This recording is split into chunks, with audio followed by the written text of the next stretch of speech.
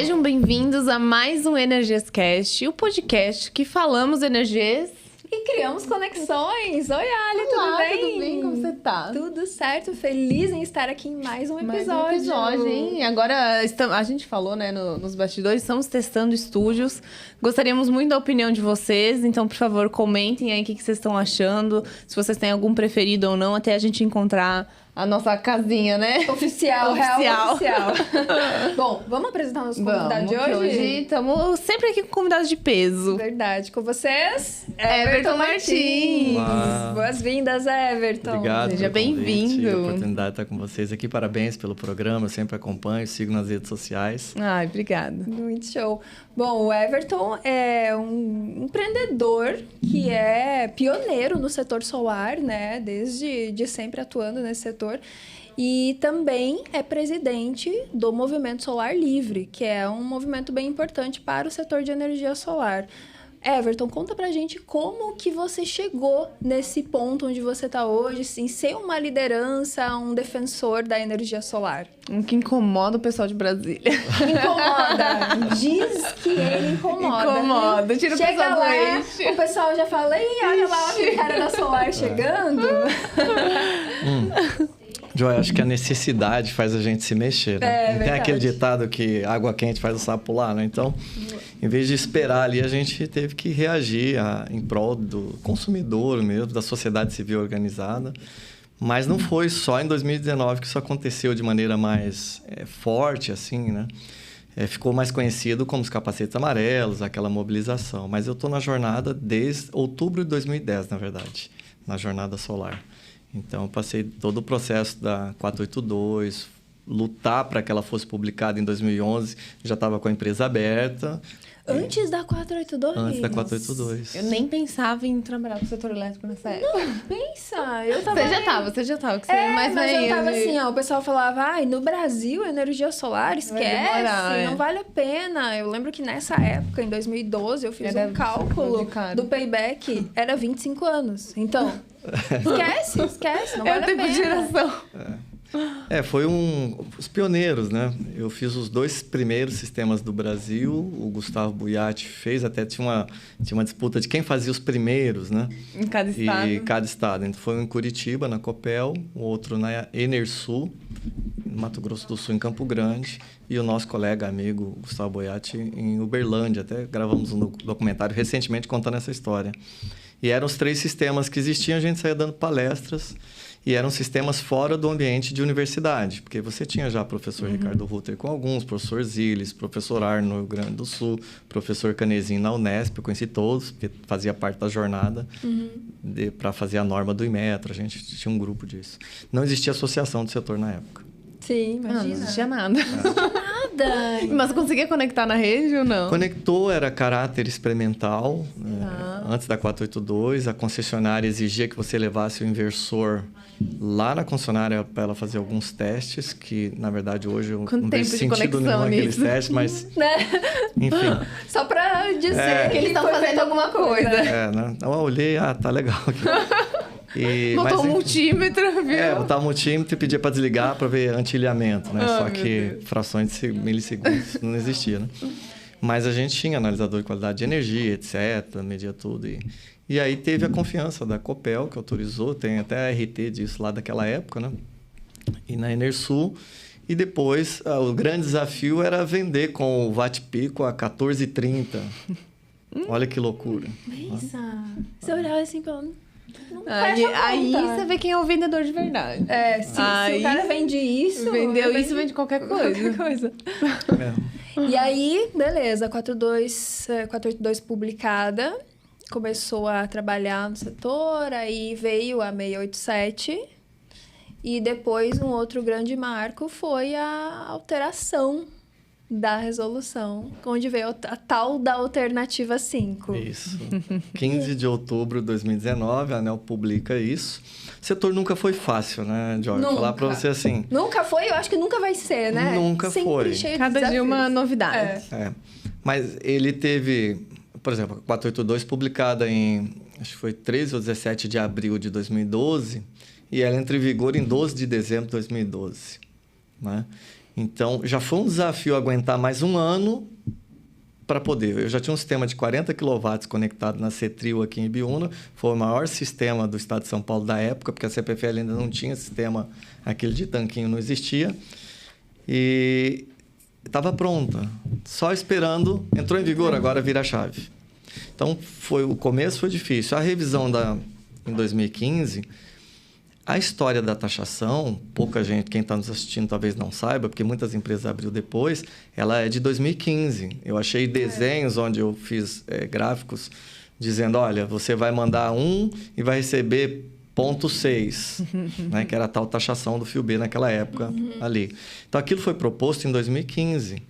Então, nós tivemos reuniões lá no Ministério de Minas e Energia, ou então o ministro Eduardo Braga estava lá, eu, Nelson Colaferro, né, e outras pessoas que estavam ali juntos. O Nelson era presidente da B Solar, eu estava na época como vice-presidente. E a gente foi fazer essa defesa para não acontecer. Os bastidores de como não aconteceu isso foi muito difícil, não foi fácil. Quase que em 2015 a gente já ia ter a cobrança do FIU-B. Foi difícil e foi... É que naquela época ainda tinha pouca gente trabalhando, de fato, com energia solar, entendendo de legislação, entendendo como funcionava. Era mais ainda faculdades, pouquíssimas pessoas vendendo. Então, imagina se como criar um grande movimento. Ia cortar todo o crescimento que teve na... A gente chamava de... Mas foi feito... Eu usava até SMS. Meu Deus! Para convocar os poucos que foram, eram os muitos da época, né? Mobilizar, e a gente conseguiu virar essa chave. Já foi um aprendizado aqui. Então, talvez eu veja que chegando em 2019, a gente conseguiu aquele êxito porque teve uma jornada. Não foi só o telling, teve o story. Boa. E aí a gente conseguiu ter um êxito em 2019 devido à bagagem anterior. Desde 2015. E aquele movimento dos capacetes amarelos, como é que foi esse marco, né? Que foi, assim, todo mundo comentando, nossa, movimentou Brasília naquele dia. Como é que foi? Foi tudo pensado isso? Na verdade, quando a ANEEL publica em 15 de outubro aquele assunto, 2019, eu construo uma cartilha e vou para Brasília. Meu sócio, que é meu irmão, fala, Everton, vai você lá. Você tem potencial para isso. Não, mexer com isso não. Tô aqui Nunca tinha ido? Não, eu já tinha ido para Brasília na versão 2015, lá 2012, eu já tinha aquela história. Mas eu tinha me afastado para cuidar da empresa. Porque não dá para a gente ser militante do sol o tempo inteiro. Tem que pagar as contas, né? Tem que pagar as contas, tem que fazer, né? E aí, o meu irmão fala, Everton, vai. Eu vou tocar o negócio aqui. Então, tem que agradecer muito a confiança também que ele fez. E eu fui para lá. E quando eu chego, começo a conversar com as pessoas, falei, caramba, vai acabar o setor. E aí, começo a apresentar uma cartilha nos gabinetes dos deputados, junto com a Eliana de Alagoas.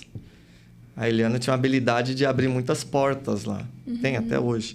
Então, ela abria a porta, eu sentava com a cartilha, porque eu tinha jornada, ela não tinha, mas ela abria a porta. Então, fez a dupla. Legal. Ela abria a porta e eu explicava.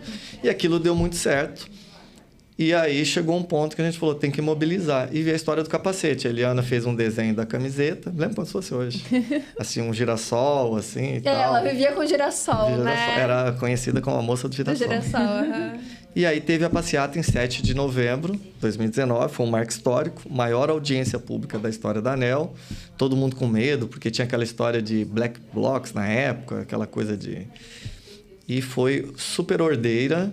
A ANEEL mudou a audiência para o Clube do Exército, né? 1.000 pessoas ali com a camiseta amarela.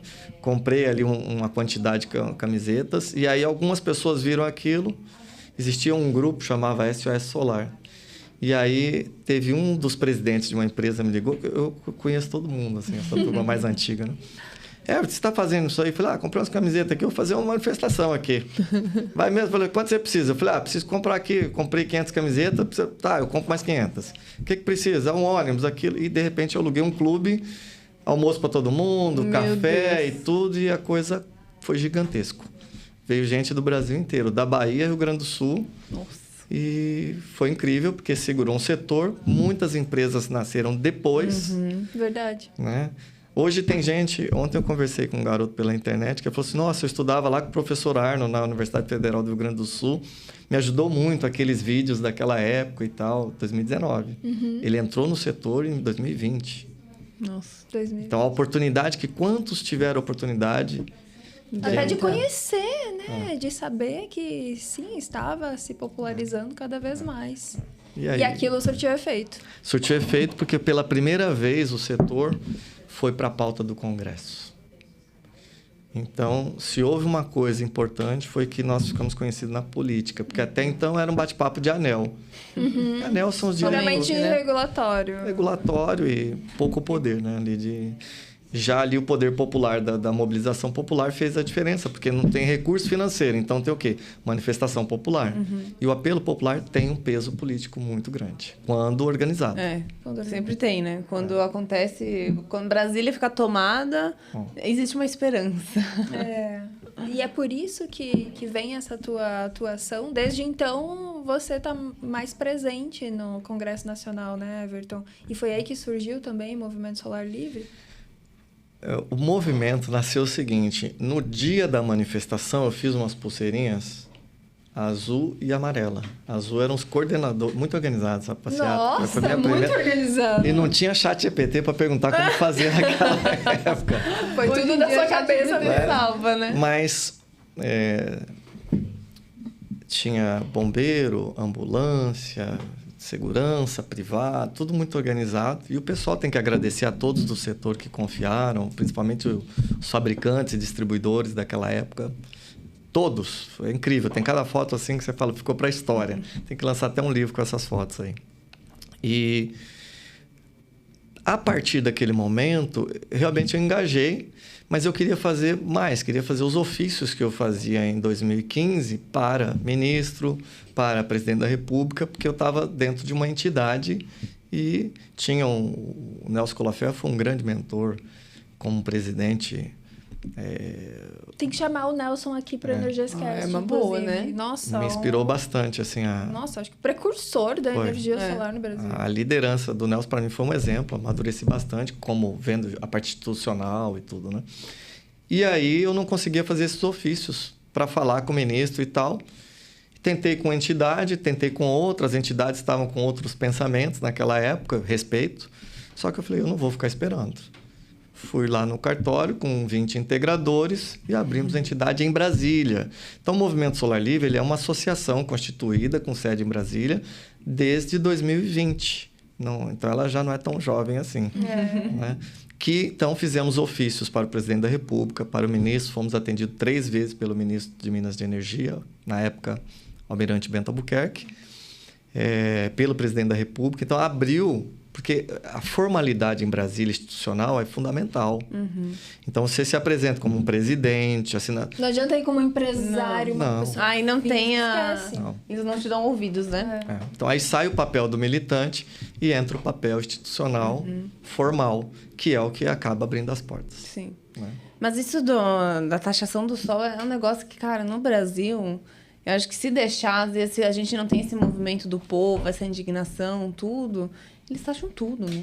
Tudo. Até as comprinhas da Shein agora a gente não pode mais comprar, porque tem imposto em cima de tudo. Então, a gente tem que tomar cuidado também quando fala o termo de taxa, né? O que uma é, coisa né? Tributação, que é. outra coisa é uma Mas cobrança até a questão rede. dos impostos da importação das placas e tudo mais. Pois é. Então, esse assim, é um tema legal. é imposto em cima de imposto. Isso, no setor, a gente discute muito também a questão da TUSD, do ICMS em cima da TUSD. Então, tá cobrando em cima da TUSD e em cima da TE. A carga tributária no Brasil é gigantesca, gigantesca. Como que é 30%, praticamente 30%. É muito alto. Cada quilowatt-hora de energia, 30%, 25%. E aí pensar que assim, no nosso dia a dia, é energia, é comida, é água, tudo, né? É tudo. Então, esse ponto que a Joy comentou sobre taxar, né? Assim, para a gente furar a bolha setorial, né? Então, a gente sai do mundo, assim, até da academia, do mundo da engenharia, do mundo da coisa, e vai para o mundo da comunicação para furar a bolha. Sim.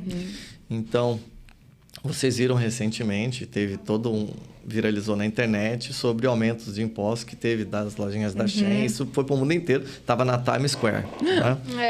Ninguém mexe com as minhas comprinhas da Shein. Sabe das brusinhas? As brusinhas da Shein. Então, o termo taxar o sol não, ele foi cunhado por um rapaz chamado Daniel, que é do sul Paraná ou Santa Catarina, esqueci agora, acho que é Curitiba. E foi ele, depois houve uma divulgação, o pessoal mais da internet aí divulgou bastante, mas eu me lembro quando ele fez isso e a gente se apropriou disso e fez a campanha. Porque era um termo que furava a bolha setorial. Então, o mérito ali, depois de feito, se acha os defeitos, né? Mas foi feito e deu certo. Então, aquele papel naquele momento da história se cumpriu. Porque não dava para você falar, olha, porque os encargos, porque o fio B, porque a parcela do fio B. Imagina, vai generalizar, vai falar parcela fio B para quem não entende nem o que Deus, que é outro universo.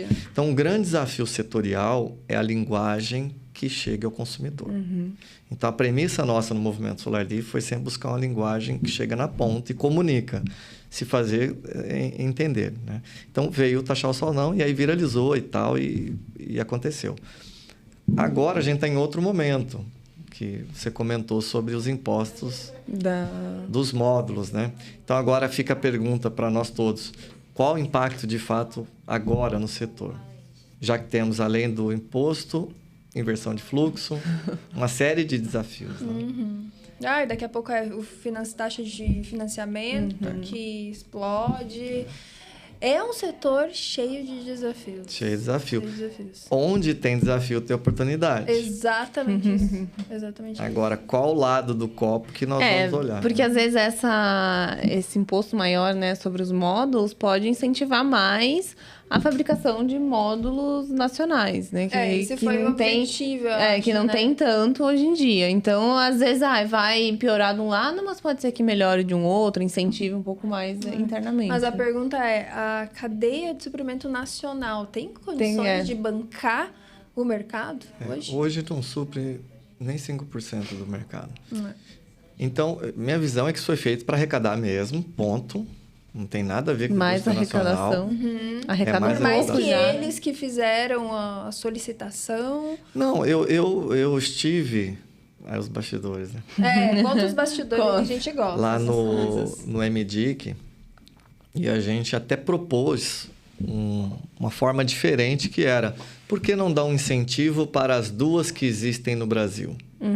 Pontual para ficar no mesmo nivelamento da importação. Então, vamos dar essa condição. Já que se taxar o de fora vai prejudicar todo mundo porque ela não tem capacidade. Então, abrir o nacional dá a mesma condição fora.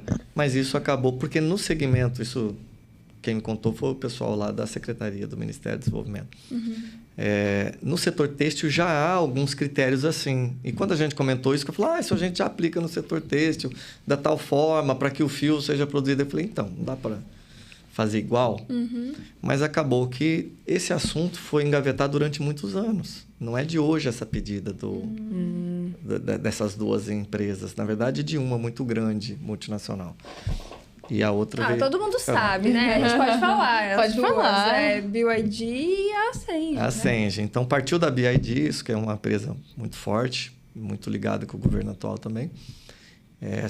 Ligado no sentido país-China, comungando do mesmo viés, né? E aí, acabou fazendo desse jeito. Então, vai ter um impacto para o consumidor isso. Por outro lado, o preço caiu muito. Pois é, nos últimos... meses, né? O último ano, assim, os 2 últimos anos, na verdade, foi... Então, eu não sei se esse impacto, assim, de fato, ele é avassalador. Penso que não.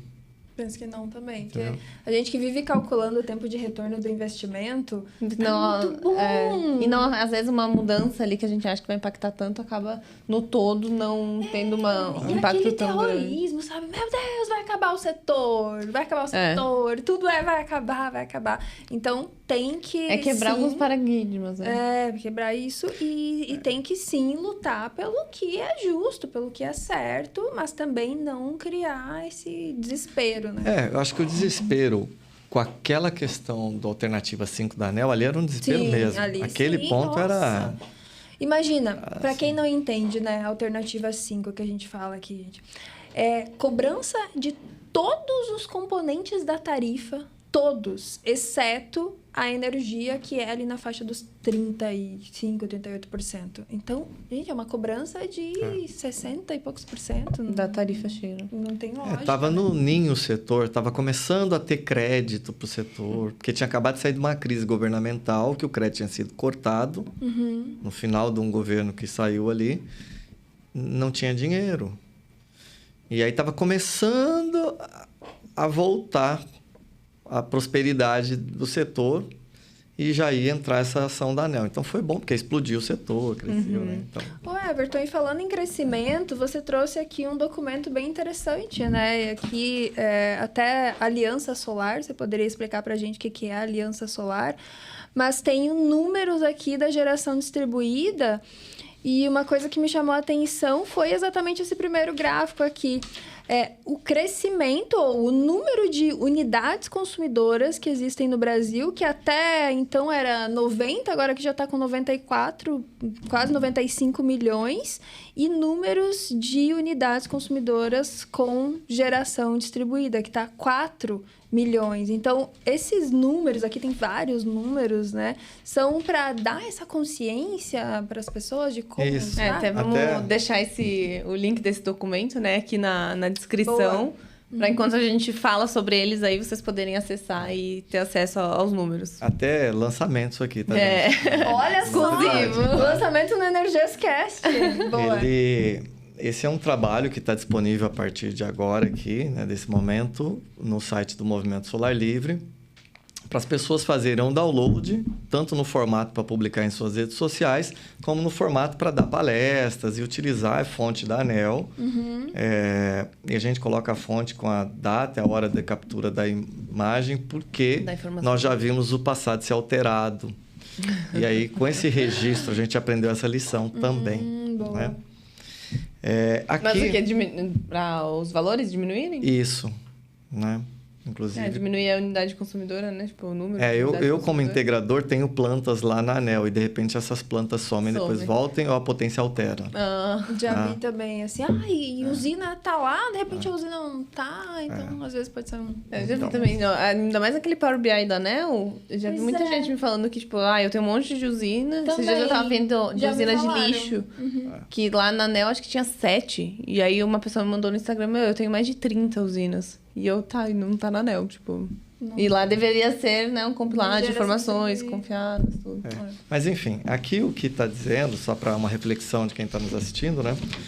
É que sempre aparece aquela notícia que o setor cresceu muito, e realmente cresceu. Né? Mas em relação a quê, para quem está nos assistindo? Fazer essa pergunta, né? Se nós temos, desde 2012, a regulamentação da 482, 12 de dezembro de 2012, até 12 de 12.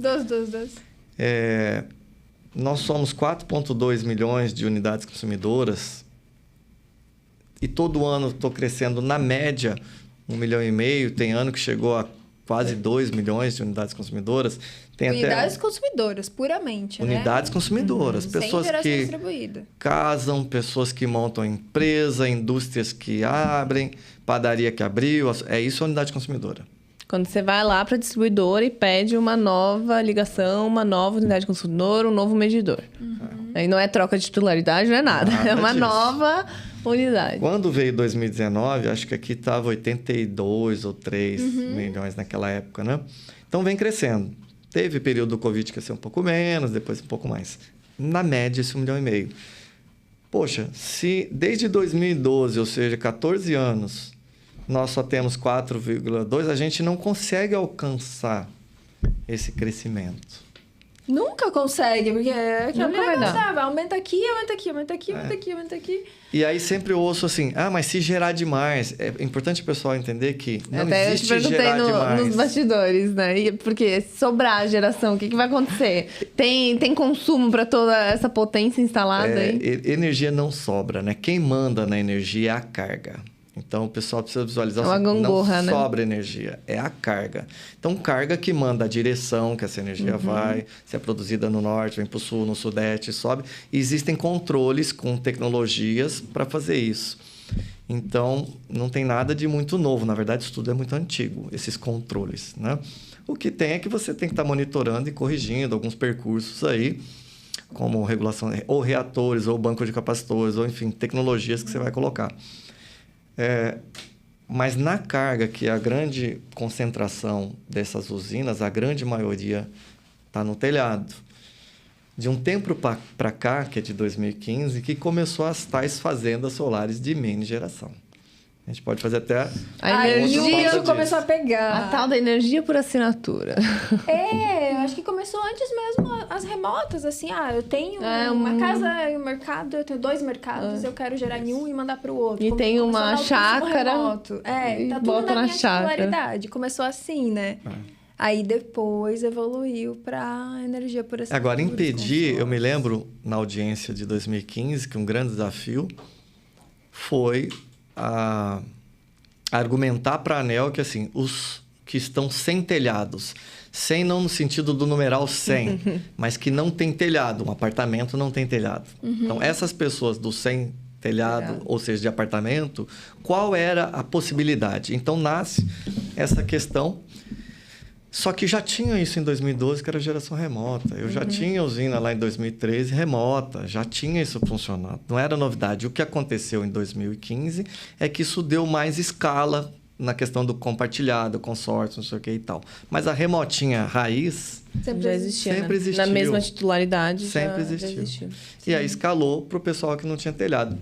Agora chega em 2019 com uma outra mudança, né, Joy? Verdade. Que é o 7,5... 2019 não. 2024.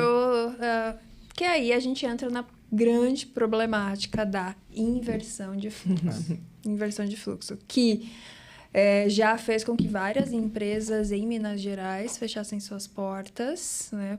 Principalmente empresas que atuavam mais nesse segmento. E agora vem também interferindo e muito nas outras distribuidoras, né, do Brasil. Aí, recentemente, CPFL, o grupo CPFL vem trazendo isso. E aí, Everton, uma coisa que, assim, eu sou muito do técnico, né? Então, se eu entendo que aquele sistema de geração está, de alguma forma, prejudicando a rede, tudo bem, vamos estudar outras alternativas. Agora, a grande problemática é...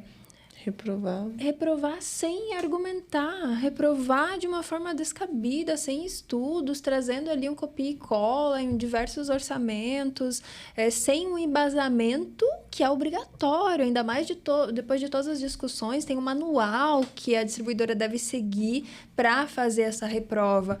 Então, está sendo um grande problema, né? Um grande problema. E eu chamo isso, Joy, de perseguição ao direito do consumidor. Eu já estou mais leve nas palavras de militante, né? Mas há de se dizer claramente que como eu posso conectar uma PCH e inversão de fluxo, que é potência ativa na rede, é como dizer assim, vai chover, mas não tem água. Eu vi um vídeo do menino, publicou esses dias isso, um rapaz... numa palestra lá no 360, eu gostei muito do vídeo dele, até repostei. Ele falou assim, é como se falar que chove e não tem água. Então, potência ativa é fluxo na rede, potência ativa. Então, não existe isso de inversão de fluxo, é um problema. É uma característica natural de qualquer sistema de geração, potência ativa na rede. Sim. Então, isso é característica do sistema solar. Quando dá uma devolutiva reprovando, sem nenhuma justificativa sobre... qual perturbação teve no entorno, que já tinha na norma antiga, que era a Bíblia nossa antiga 414, a então 414, já dizia, se você tem perturbações, distúrbios na rede, no entorno, vizinhança, para quem trabalhou em concessionária, você derrubava a carga. Você pega lá uma mineradora que está dando problema, você derruba remotamente. É assim que funciona, tanto para carga quanto para geração. Agora, antes mesmo de conectar, sem eu ter medição de nada, eu já dizia via simulação de software, que eu não sei o regime que está sendo feita essa simulação. porque eles não entregam os dados da simulação. Sim. É regime permanente? Qual que é o regime? Para você colocar um estagiário lá. Ó, você, por favor, reprova, aí você coloca esse texto aqui ali e você manda para o consumidor. Na verdade, foi pior que o estagiário. Eu estava na reunião lá na CEMIG com o Dr. Múcio Acerbi, que trabalha conosco nesse grupo técnico, e a reprova foi assumida lá na frente de todas as testemunhas que é um robô que faz isso. Nossa, mentira. Eles chamaram assim, eles não chamam de reprova, tá? Só para deixar claro as palavras. Contestação. Não é reprova. A gente está atendendo muito rápido agora porque a gente implementou um robô para dar devolutiva, mas não é reprova. Mas impedir o cara de conectar não é um tipo de reprovação. De reprovação, mas eles não adotam a palavra. Não, sabe por quê? Porque eles não impedem. Eles falam assim, não, você só não pode injetar energia durante 23 horas do dia. 1 hora você pode. Então, dá uma... Ou então, você quer conectar 20 kW? Não, mas você pode. A gente tem que usar aquele filtro de palhaço. Porque assim, pelo amor de Deus. Agora, da meia-noite às 6 da manhã, aí qual pode a carga que tem? E aí você pode... Não é inversão de fluxo? Meia-noite às 6 da manhã é inversão de fluxo, né? O que eu achei interessante na norma da ANEEL, para o pessoal que está nos assistindo, a 1059, ela traz... A 1098, agora de julho, ela diz, olha, 7,5 não tem nem análise. Fast track. Fui na minha rua, peguei os 10 vizinhos que tinha, botei 7,5 em cada um, 75. Depois desliguei tudo, fui numa única esquina na padaria e botei 75. Reprovado 75 na padaria, mais 10 de 7,5 na rua, no mesmo tráfego, pode. Explica. Então, assim, não tem uma engenharia por trás disso. Sim, aí foi mais um ponto regulatório mesmo, né? Tecnicamente, não tem como explicar isso. A ANEEL, ela confessa na 1098 que é um assunto econômico, político. Bem complicado. O slide do colega lá da Abrad que apresentou diz é muito menos problema de engenharia e muito mais um problema econômico, político. Ele publicou lá. Então, não sou eu que falei, está gravado. Então, se a própria associação da distribuidora coloca dessa forma, enfim. E aí, nesse tema, na sua opinião, você fica mais positivo, mais negativo do como é que vai ser solucionado isso? Porque assim, as distribuidoras... as distribuidoras... Mas às vezes, né, com os projetos, eu acho que a maior dificuldade que a gente tem, não digo só em inversão de fluxo, em outros aspectos também, é a distribuidora seguir a norma direitinho, cumprir com as regras, entregar direitinho. Então, assim, existe uma luz no fim do túnel, será ainda nesse quesito? Ou é isso mesmo que tem e os tem que aceitar? Vão permanecer. A gente tem que olhar alguns atores desse filme. As distribuidoras de energia, o nosso setor e a classe política com a sociedade civil que está representada ali. Esses 3 atores. O ator distribuidora de energia, ela entendeu, a grande maioria, que é um bom negócio e montou subsidiárias ligadas diretamente a elas de geração distribuída. Esse é um ponto, assim, que é crítico, né? Porque, assim, você não pode conectar.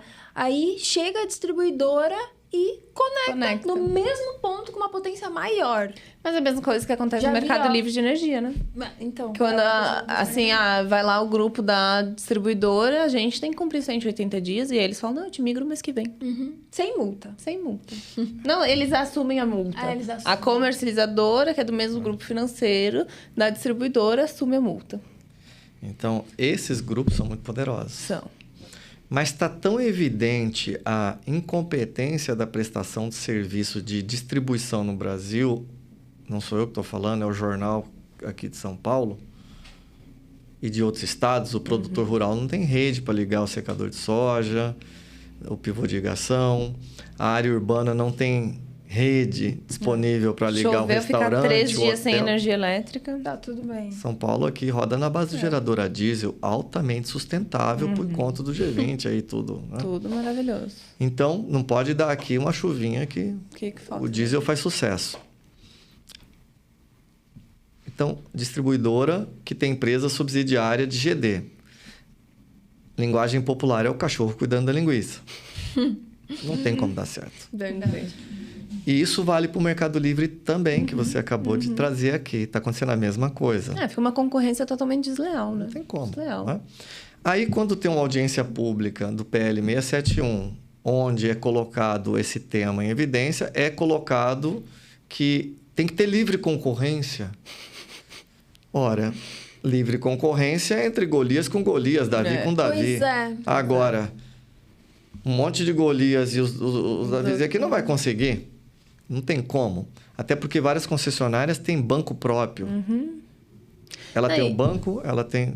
Tem tudo. É, e a dificuldade, às vezes, vai até em você denunciar isso de uma forma, formalmente, né, para a ANEEL, para ter um argumento ali, ter uma justificativa.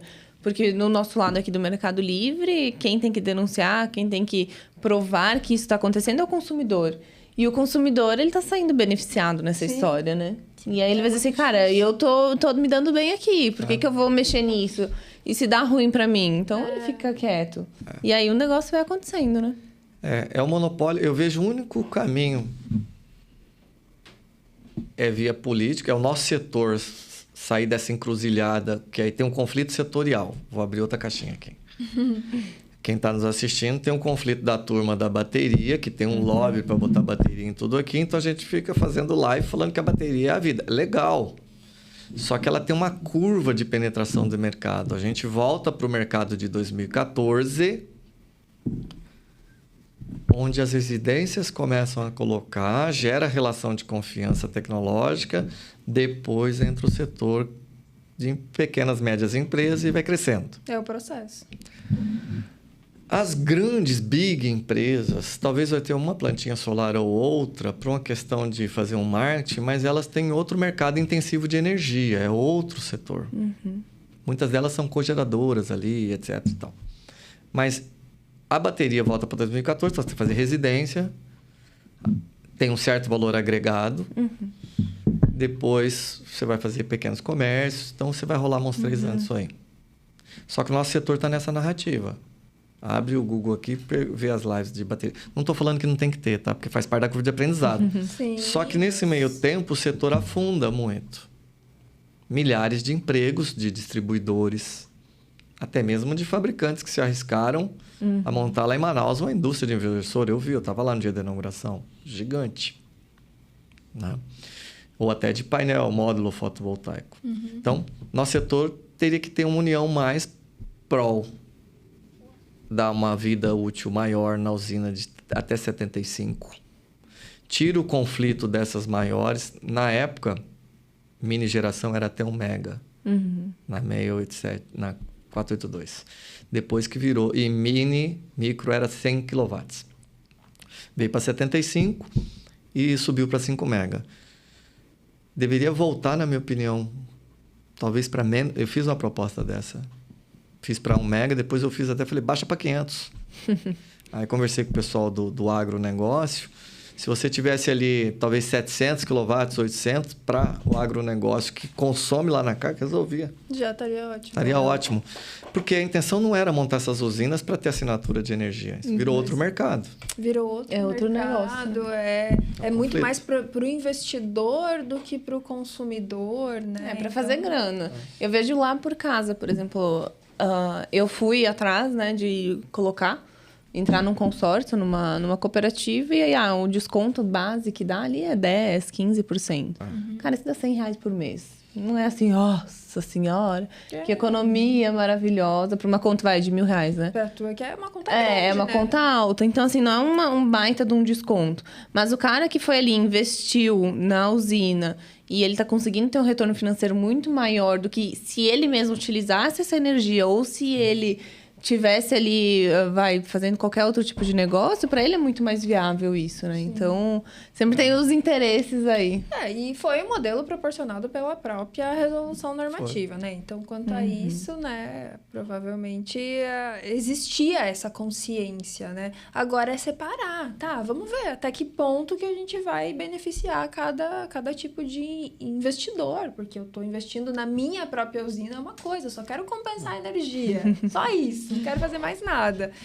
E aí a diferença é grandes usinas. E aí são essas usinas que impactam mais a rede, né? Mas são dos grupos a grande maioria ou é feito por terceira concessionária, aluga.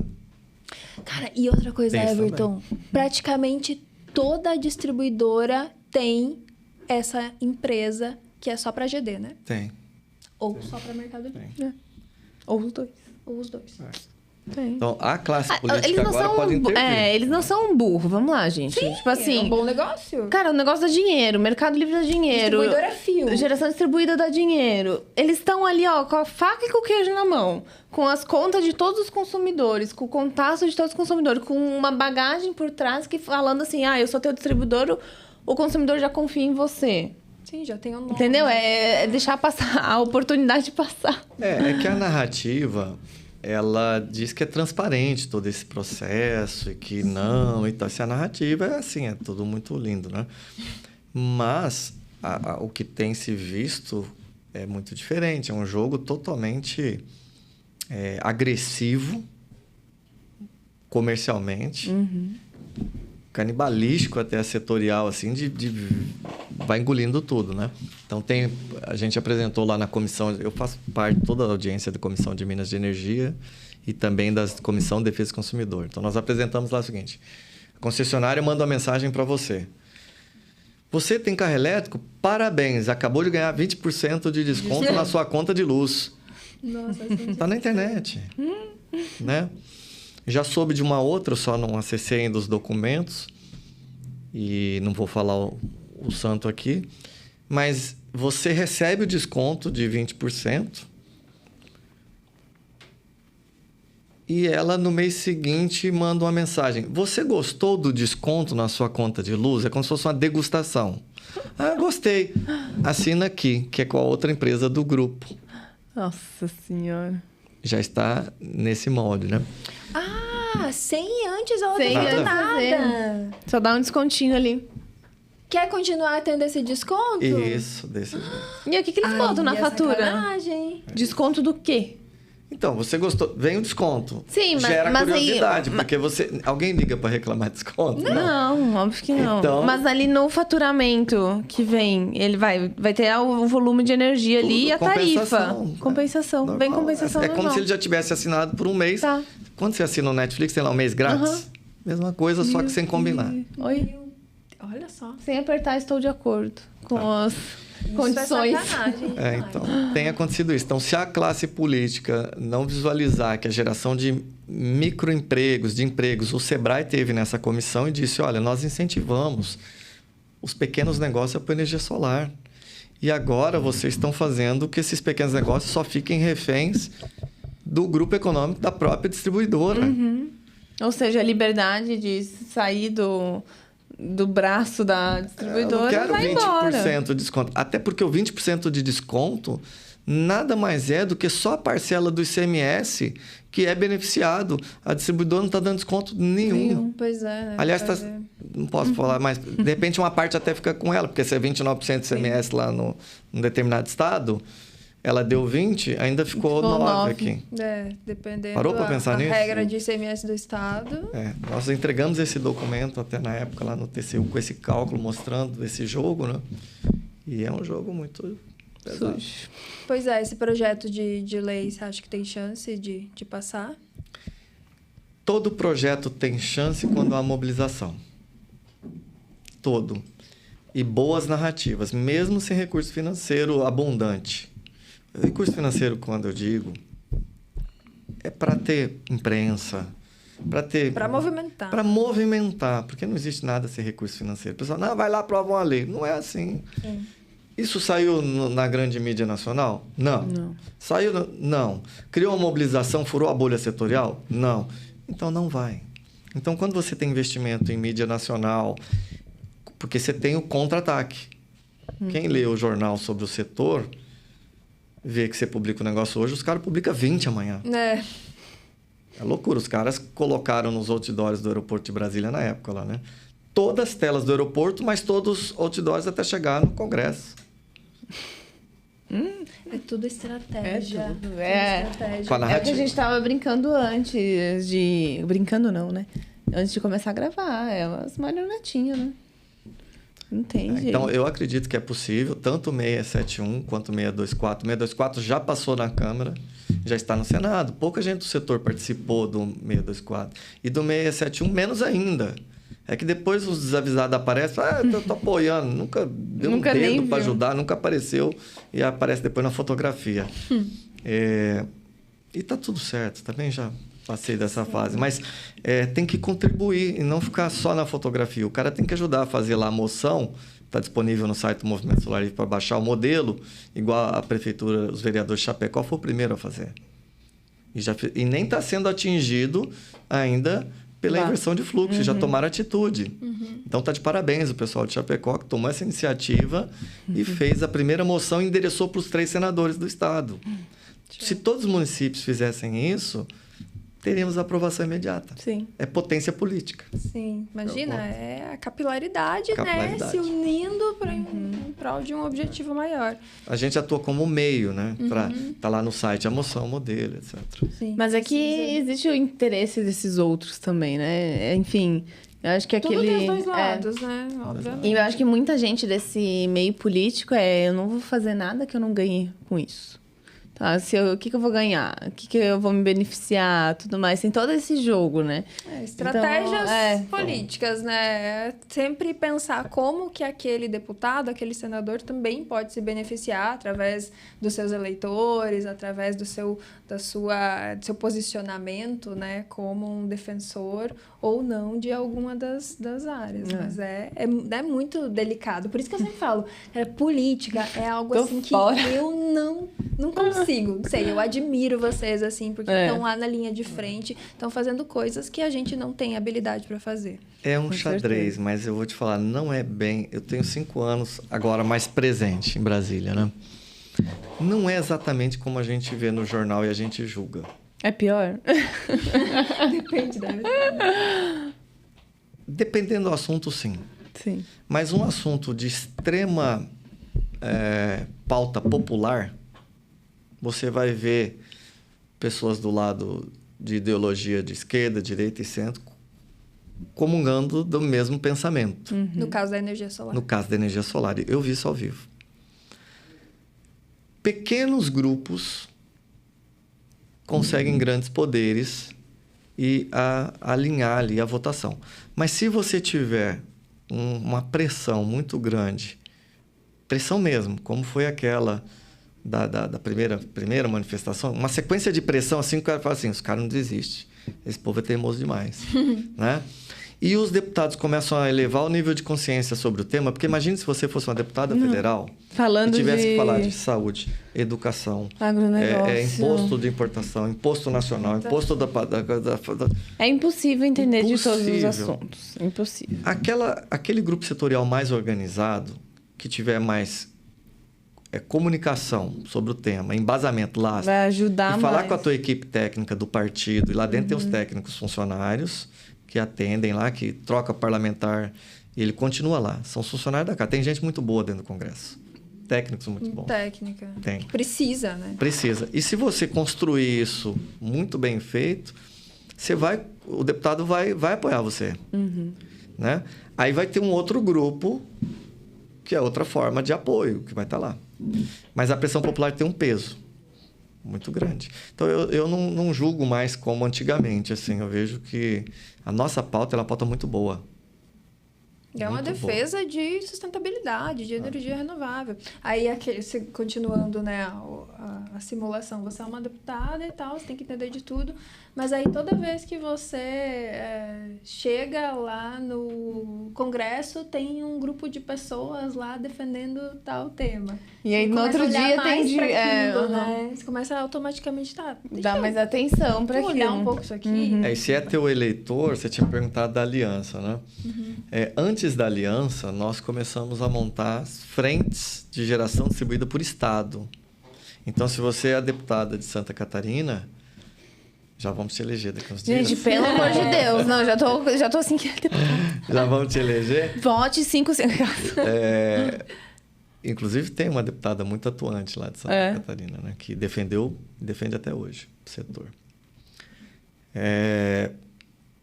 Se os seus eleitores, de maneira organizada, sociedade civil, com uma frente, o CNPJ institucional, com presidente ou diretoria que traz informação com fonte e tudo, e começa a construir esse relacionamento permanente, a deputada ela vira defensora daquela pauta para os seus eleitores. Então, o Movimento Solar Livre, qual foi a estratégia?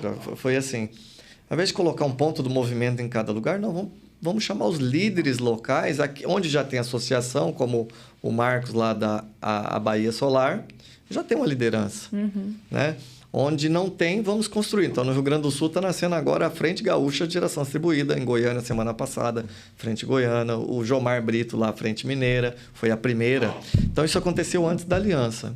O que é a Aliança Solar? Ela nada mais é do que uma junção de um grupo de integradores, com o Movimento Solar Livre liderando, e as frentes estaduais, que eu tomo conta dessa parte, com uma parte política presente 24 horas em Brasília, que aí entrou o INEL.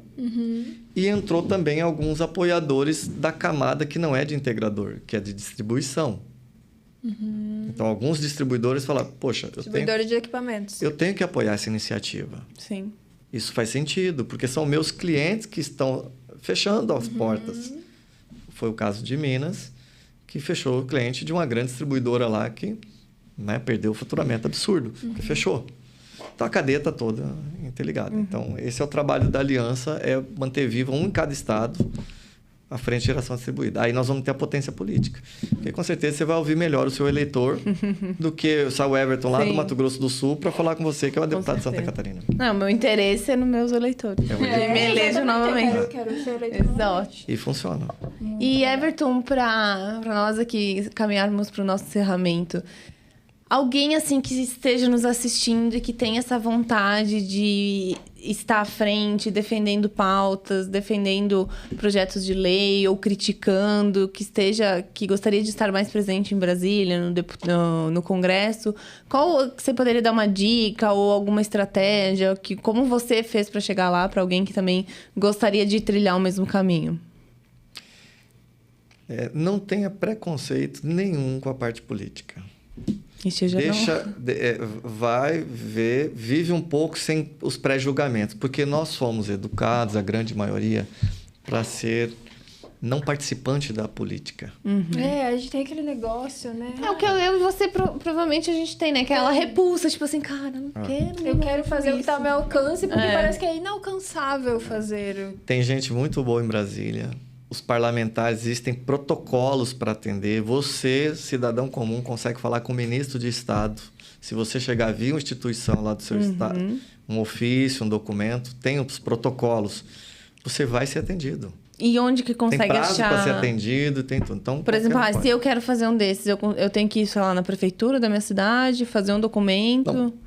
Bom, para participar, no caso, as frentes estaduais, os estados que já têm entidades, a gente direciona pelo Movimento Solar Livre. Então, o Movimento Solar Livre virou um gateway das frentes. E eu acabei virando mentor do pessoal, né? Assim, mentorando e aprendo muito, porque, né, que nem o Jomar Brito, que tem uma experiência, a gente começou junto lá atrás também, é de Minas Gerais, né? E pioneiro também.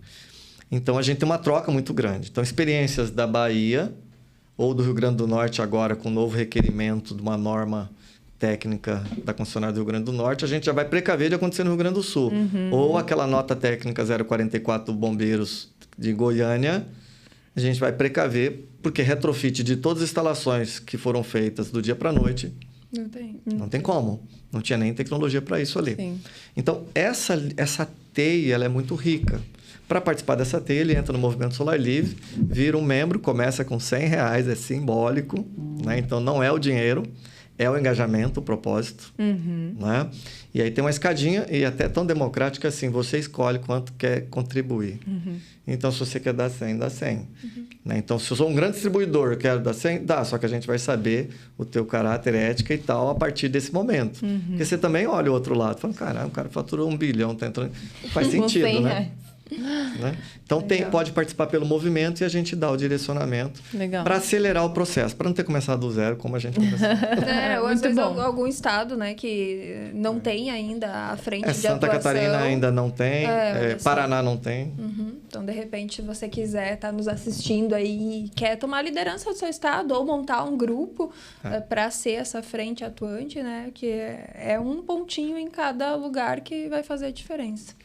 Muito bom, Everton. Muito obrigada pela tua participação. Obrigada, Foi um papo Everton. muito legal, Foi. né? Acho que bem enriquecedor, muita né? coisa aqui. Você que está assistindo, que tem essa vontade também de participar de alguma forma, né? A gente vai deixar os contatos aqui do Everton e convidado aí para voltar para o Energias Cast quando quiser, viu, Everton? Eu que agradeço, super bacana, acompanho vocês, aprendo muito. Todo dia a gente está aprendendo, né? E o nosso desafio da área técnica, né, Joy, vocês fazendo aqui, é comunicar cada vez melhor para o pessoal traduzir isso lá na ponta numa linguagem que o nosso consumidor compreenda melhor essa área nossa, né? É verdade. É uma área tão maravilhosa e que às vezes aí, devido à parte técnica ser muito grande, acaba aí não chegando no consumidor. Com certeza. Parabéns pelo programa. Obrigada a você que nos assistiu e até o próximo episódio. Obrigada, gente. Até o próximo. Tchau.